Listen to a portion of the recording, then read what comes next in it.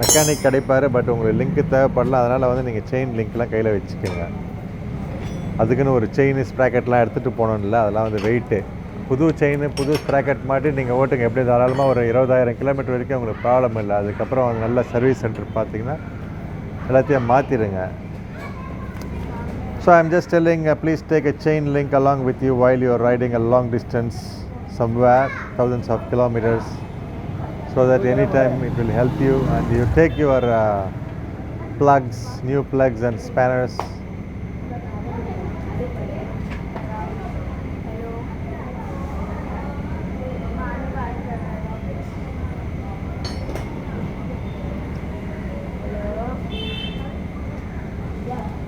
So after 2,000-3,000 kilometers, just check one general checkup while you change the oil after 1,500 kilometers.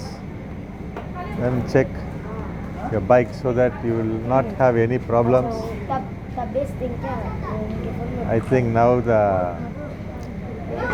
job is over.